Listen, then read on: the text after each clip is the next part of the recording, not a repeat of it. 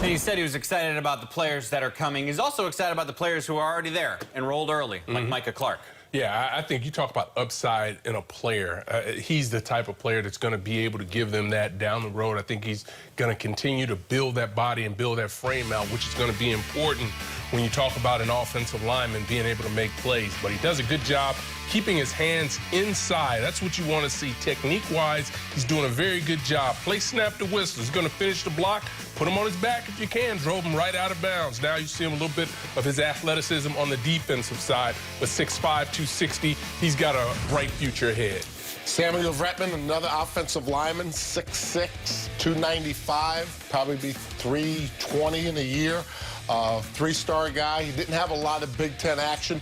I thought his feet were quick. I thought he bent well. As you mentioned, Mike, he hasn't been playing the game all that long compared to some of the other guys.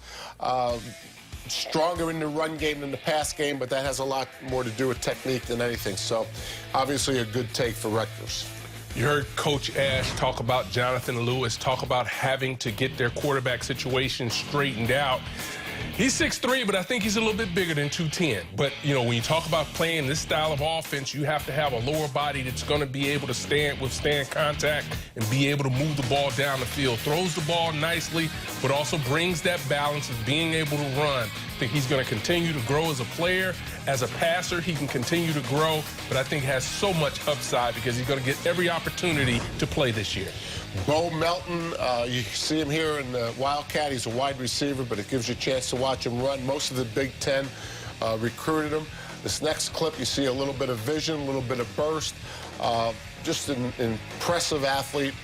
Can play inside or outside receiver. They'll use him maybe at some Wildcat, maybe with some other special team stuff. This play shows his speed. He's got a really good explosion. Can play a lot of different positions, a lot of different wide receiver positions, which Rutgers does quite a bit with their formations. I thought Tyshawn Fogle was one of the best gets in this class. He's a four-star guy who comes in from Maryland. He had a tremendously long offer list. Clemson offered him a scholarship. Maryland did. Michigan State, Ole Miss, North Carolina. So a lot of programs came in to try to get him. Big get for Chris Ash. He's a guy who can play in space, known as a sideline-to-sideline kid, so you can drop him into coverage like he does here. But he's also 6'2", 216 pounds, so he's going to be able to add weight and play the run as well. But a fine athlete and a guy who they got over a lot of other schools.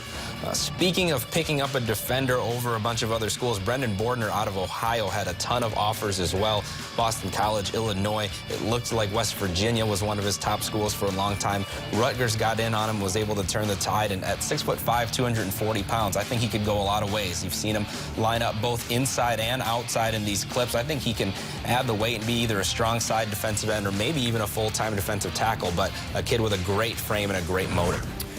A look at the map for Rutgers, and as you can see, it's very focused on the northeast, with the majority of their class coming from there. And to further that point, I talked with Chris about being from New Jersey and getting kids.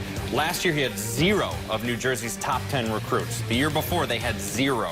The year before that, they had 0. And this year, they had 2 of the top 10 recruits. So some pretty good progress for the Scarlet Knights there.